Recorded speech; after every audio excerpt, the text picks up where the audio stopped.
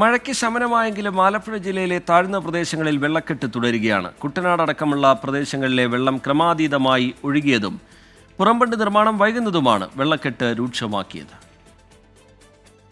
പാടത്ത് കിടക്കേണ്ട വെള്ളം പാടത്ത് കിടന്നാൽ പോരെ. ഞങ്ങളുടെ പെരക്കകത്തോട്ട് ഞങ്ങളുടെ മുറ്റത്തോട്ട് എന്തിനാണ് കയറ്റുന്നത്? എല്ലാം നശിപ്പിച്ചിട്ട് പോകുന്നു. ബാത്റൂമിൽ പോലും പോകാൻ പറ്റാത്ത അവസ്ഥയിലാണ്. എല്ലാ വർഷവും ഇത് തന്നെ. ബന്ധുവീട്ടിൽ പോയി നിൽക്കും. ബന്ധുവീടുകളിൽ അവരും ഒക്കെ ബുദ്ധിമുട്ടി ജീവിക്കുന്നവരാ. മഴയുടെ ശക്തി കുറഞ്ഞെങ്കിലും വെള്ളക്കെട്ടിനെ തുടർന്ന് ദുരിതത്തിലായിരിക്കുകയാണ് ചുങ്കം പള്ളാത്തുരുത്തി. 2018 ഇതിന് സമാനമായാണ് വെള്ളം കയറിയിരിക്കുന്നത്. പാടശേഖരത്തിലെ വെള്ളം തടയുന്നതിന് ബണ്ട് നിർമ്മിക്കാത്തതാണ് പ്രതിസന്ധിക്ക് കാരണമെന്ന് നാട്ടുകാർ.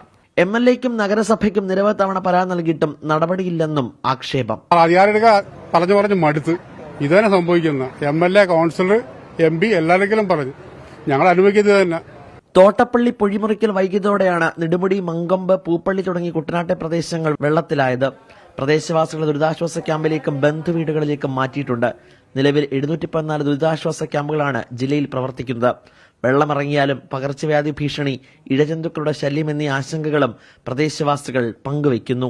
മഴ മാറി മാനം തെളിഞ്ഞിട്ടും ആലപ്പുഴ അനുഭവിക്കുന്ന പ്രതിസന്ധിക്ക് അറുതിയില്ല എന്നതിന്റെ നേർസാക്ഷ്യമാണ് നമ്മൾ കണ്ടത്. പതിറ്റാണ്ടുകളായി ഉന്നയിക്കുന്ന പ്രശ്നത്തിന് ഇനിയെങ്കിലും പരിഹാരമുണ്ടാകണമെന്നുള്ള ആവശ്യമാണ് ഇവർ മുന്നോട്ട് വെക്കുന്നത്. അധികൃതർ കണ്ണു തുറക്കണമെന്നും ഇവർ പറയുന്നു.